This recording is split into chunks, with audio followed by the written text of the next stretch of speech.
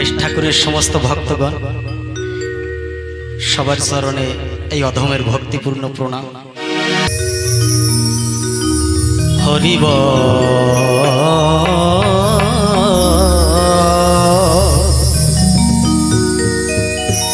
হরি বল হরি বল হরি বল হরি বল। ওরে তোমাকে শিব ভালো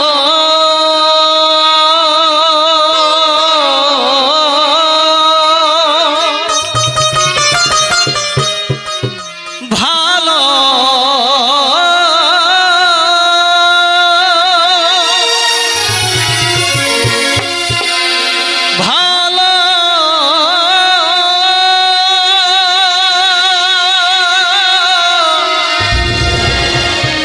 ভালো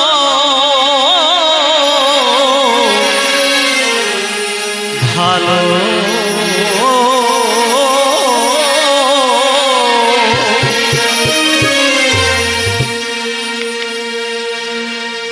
আমি তোমাকে বাসিব বাসিব ভালো এই ভিক্ষা চাই।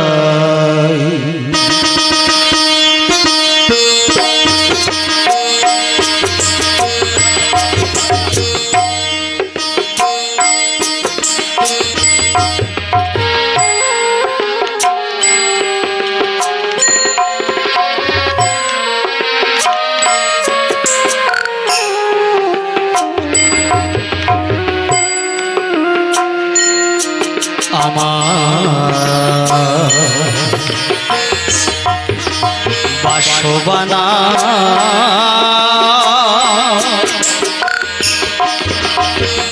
বস ভালো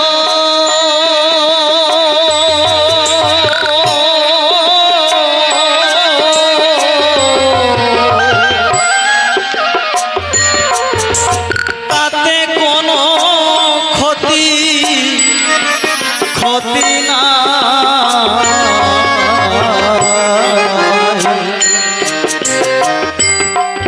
তোমাকে শিব ভালো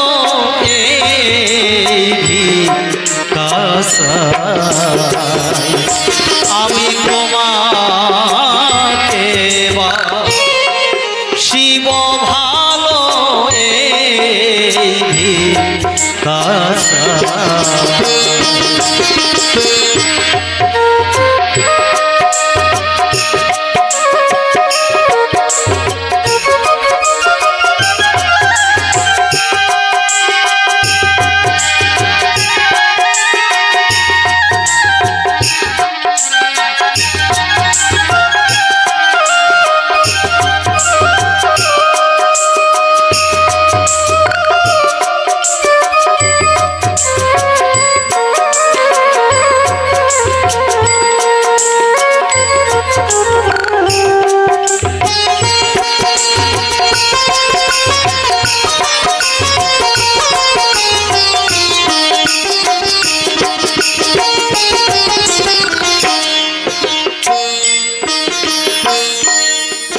এই ভাবনা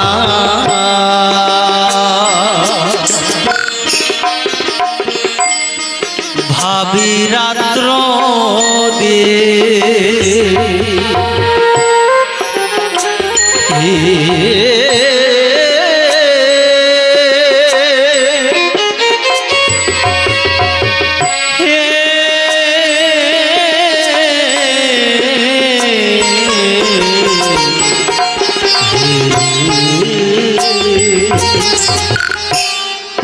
তুমি হইও গহীন গঙ্গা আমি হব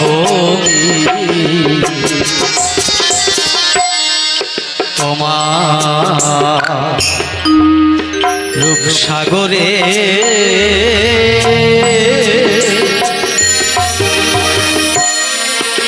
ডুবে রব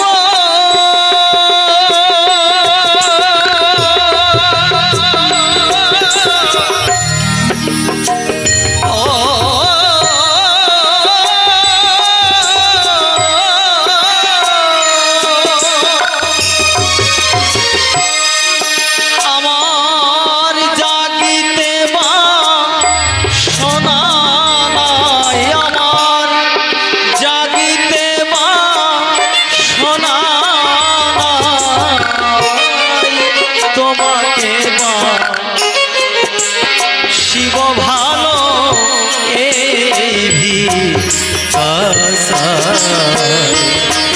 আমি তোমাকে মা শিব ভালো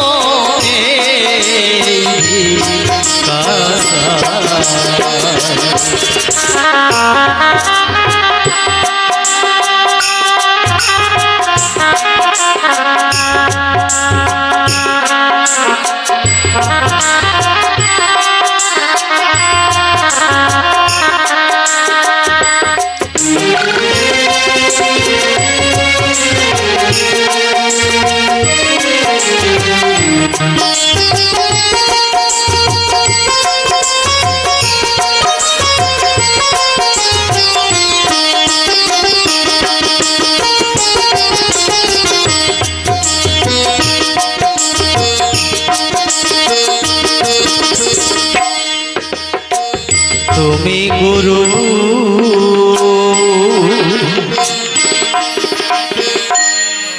হইও শালগ্রাম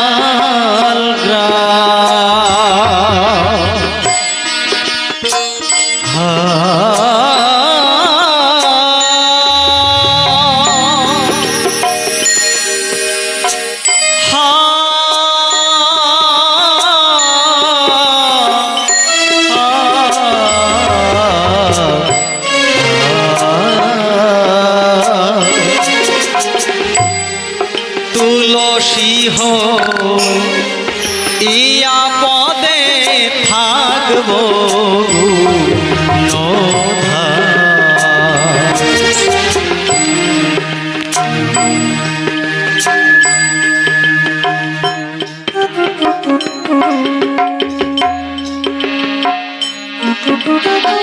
ওগো দয়াল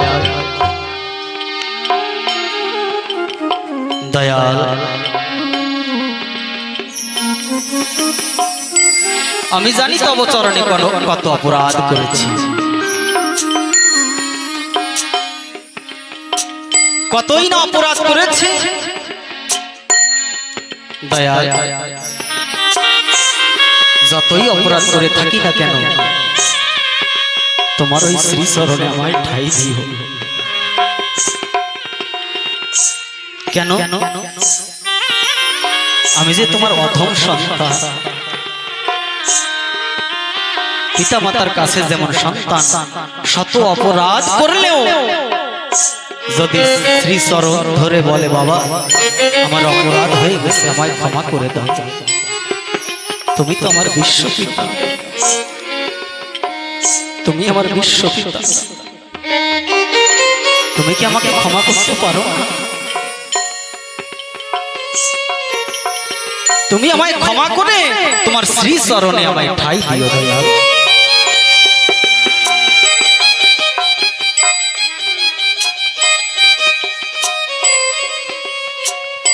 আমার তারকার সঙ্গে যখন তারকার সঙ্গে যখন আমার অশ্বিন গোসাই কবিগান শিক্ষা করবার জন্য তার বাড়ি গিয়েছিলেন,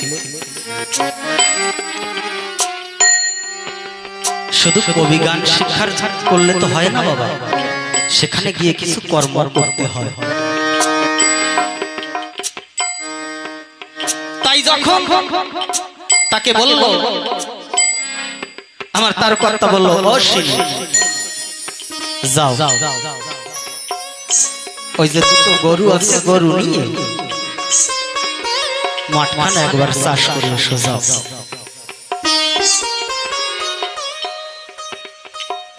যাও ওই মাঠে গিয়ে নাঙ্গল জোনাল নিয়ে চাষ করে এসো যাও। কিন্তু আমার অশ্বিনী কখনো কিন্তু সেই মাঠে যায়নি, সে জানে না কোথায় মাঠটা আছে, জমিটা আছে কোথায় সে জানে না। আজ নাঙ্গল জোনাল গরুর কাঁধে দিয়ে বলেছে, ওগো গোমাতা,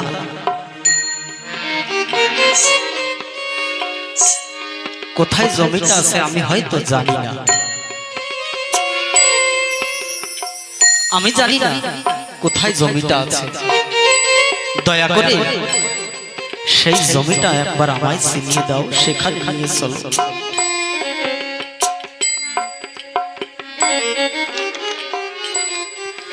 আজ গোমাতা কি করলেন, পশুতে যার কথা শুনে, যার কথা মানে,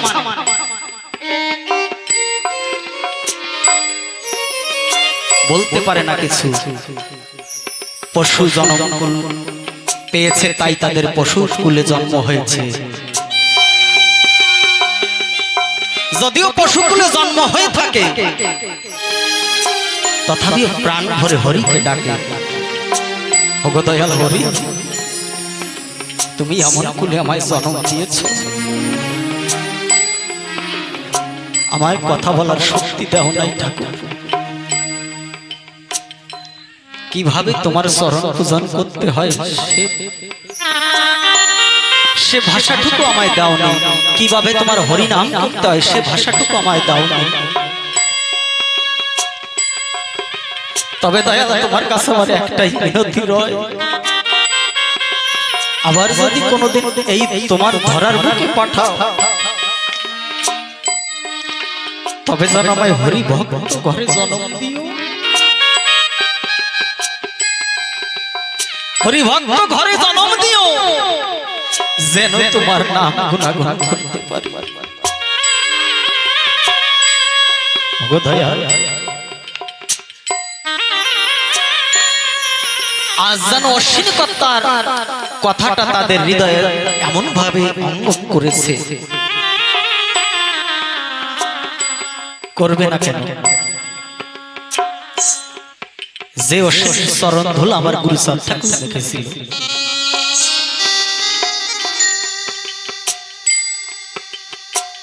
তার কথা শুনবে না, শুনবে আমার কথা। আজ যখন আগে আগে গাভী মাতা চলেছে, পিছে পিছে আমার অশ্বিনী গোসাই চলেছে, শুধু হরি গুণগান করতে করতে করতে করতে চলেছে। আজ যখন সেই জমির উপরে গিয়ে দাঁড়িয়েছে, জমিটা চাষ করেছে, কিছু সময় চাষ করার পরে যখন তার কষ্ট হয়ে গেছে, মেহনত হয়ে গেছে, সেই সময় গরু দুটিকে ছেড়ে দিয়ে আজ বললেন, দেখো আমি ক্ষণকাল বিশ্রাম নিতে চাই, তবে তোমাদের কাছে আমার একটাই মিনতি রয়, তোমরা চলাফেরা করো, খাওয়া দাওয়া করো, কিন্তু দয়া করে কারো ফসলে যেন মুখ দিও না, কারো ফসল যেন তোমরা নষ্ট করো না।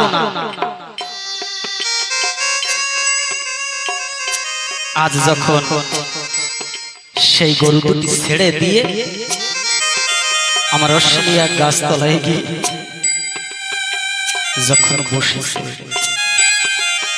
ধীরে ধীরে এমন সুন্দর পবন এসেছে, অশ্বিনী কর্তা ঘুমিয়ে গেছে। অশ্বিনী কর্তা যখন ঘুমিয়ে গেছে, মুখের উপর রৌদ্র পড়ছে, ভক্তের কষ্ট কিন্তু কখনো ভগবান সইতে পারে না বাবা, ভক্তের ডাক, ভক্তের কষ্ট কখনো আমার দয়াল সইতে পারে না।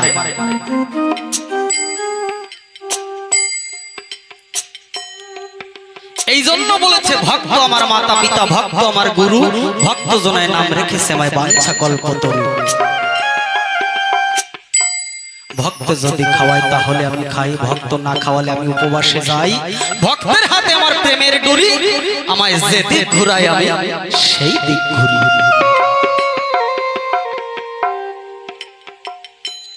আজ ভক্তের মুখের পরে রৌদ্র পড়ছে বলে আমার দয়াল সর্বরূপ ধারণ করে এসে আমার অশ্বিনীকে ছায়া দিচ্ছে, যেন আমার ভক্ত কষ্ট না পায়।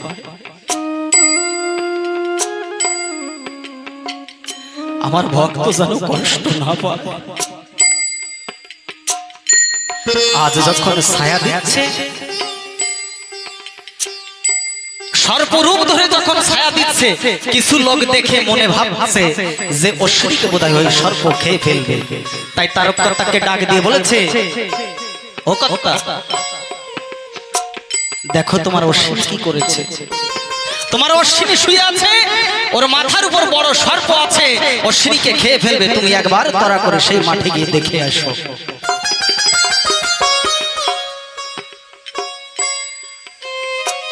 আজ আমার তারকর্তা তিনি ভাবছেন, হায় রে, আমার অশ্বিনীকে খেয়ে ফেলবে সর্প, তা কখনো হতে পারে না। তিনি তড়া করে গিয়ে দেখতে পায় অশ্বিনী শুয়ে আছে ছায়ায়। আজ আমার তারকর্তা যখন চলে যায়, তখন সেই সর্প ধীরে ধীরে ওখানে আজ ডাক দিচ্ছে, অশ্বিনী, অশ্বিনী। ওখান থেকে উঠে দেখতে পায় তারকর্তা দাঁড়িয়ে আছে। আজ বলেছে, আমার বড় ভুল হয়ে গেছে, আমার বড় ভুল হয়ে গেছে। কেন কি যে কর্ম করতে আমি এসেছিলাম, সে কর্ম হয়তো আমি করতে পারিনি। তাই আমার বড় ভুল হয়ে গেছে, দয়া করে আমাকে ক্ষমা করে দাও। আজ আমার তারকর্তা বলছে, ওরে অশ্বিনী, ওরে অশ্বিনী, দয়া করে তোর চরণ ধুলা আমায় একটু দে। তোর চরণ ধুলা আমার সর্বঙ্গে মাখি। কেন? ওরে যাকে সর্প এসে ছায়া দান করে,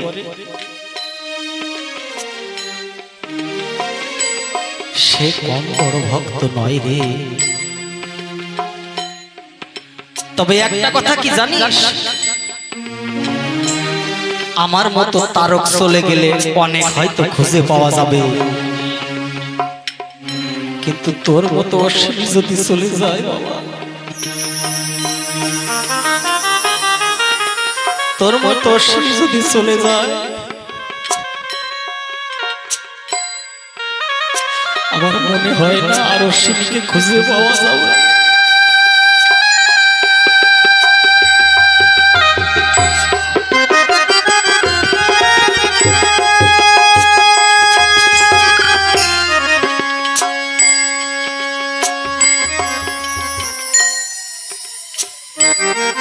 আজ দুঃখনে দুজনে সেখানে মধুর মিলন হলে, তাই বলছে, তুমি গুরু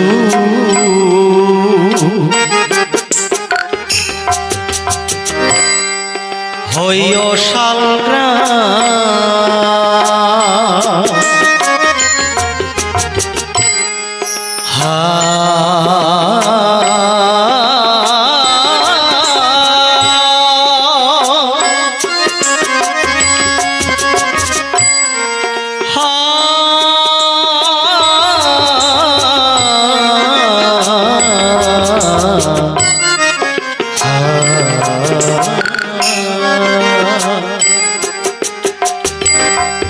তুলসী হো ইয়া রব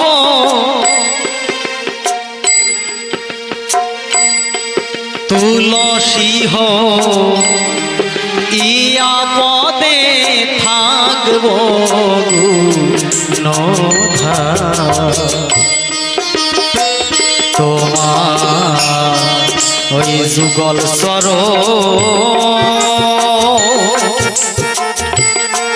ওই বক্ষে রেখে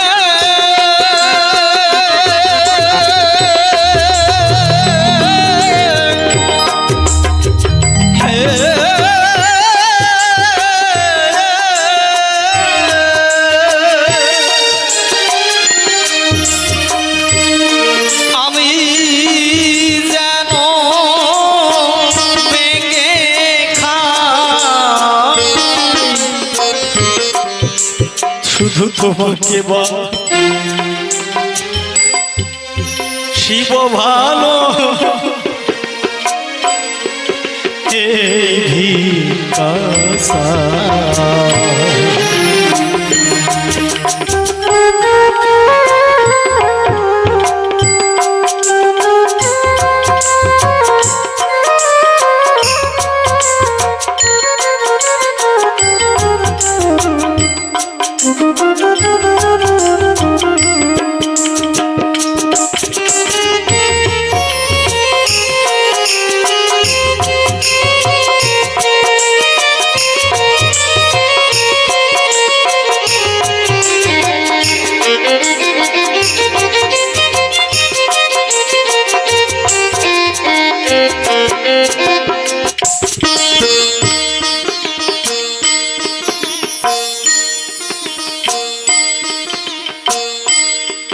করণ পাকে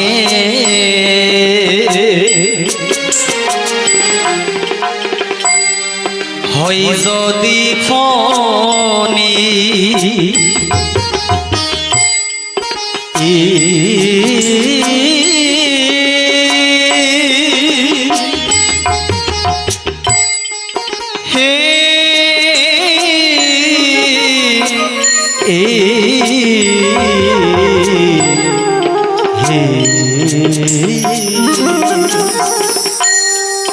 তুমি গুরু হইও আমার মস্তকে মনি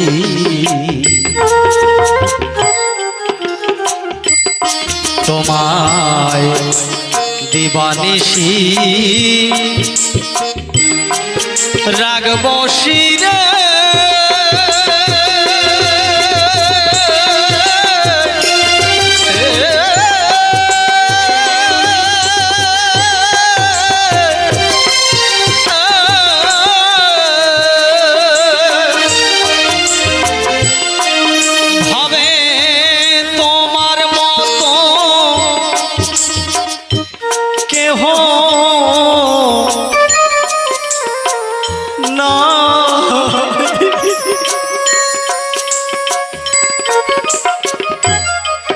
এইভাবে তোমার মতো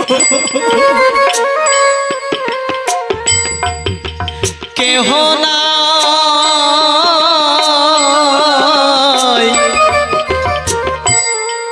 তোমাকে বা শিব ভালো এই ভিকাসা তোমাকে বা শিব ভালো এই ভিকাসা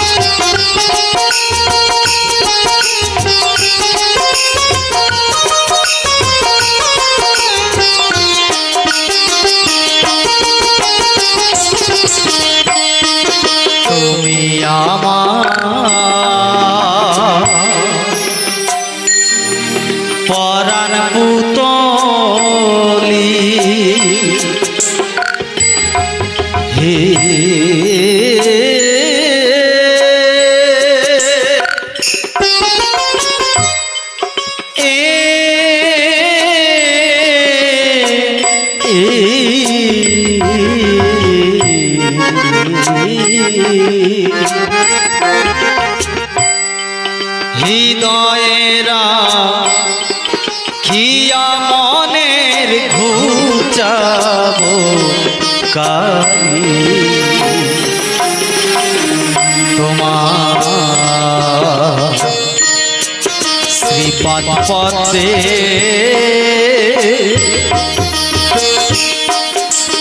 হয়ে ওলি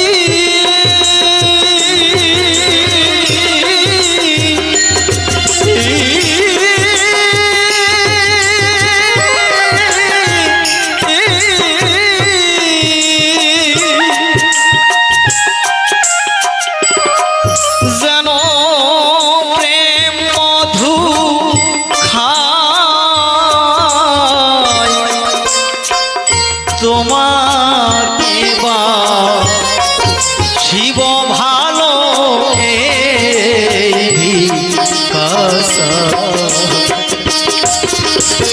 তোমাকে বা শিব ভালো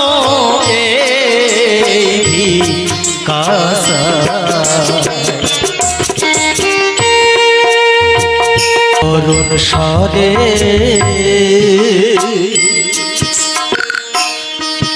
অশ্বিনী বলে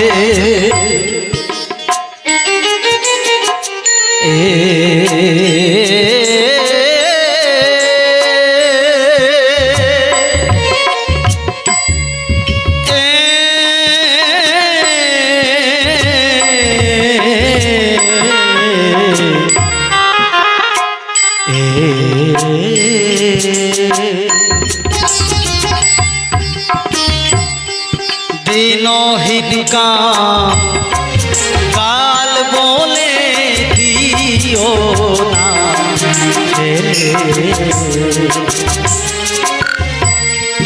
গুরু তুমি আমার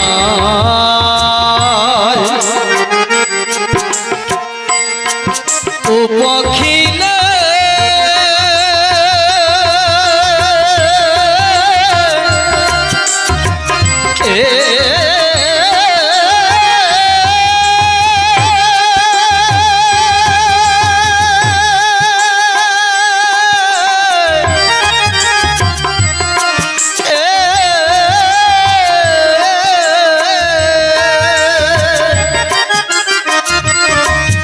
ভাবে দিব আমি কার দোহাই ভাবে দিব আমি কার দোহাই তোমাকে বা শিব ভালো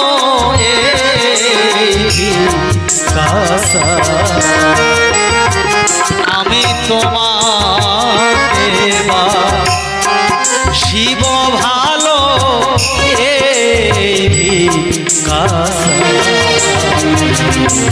আমায় বাসবানা বাসো ভালো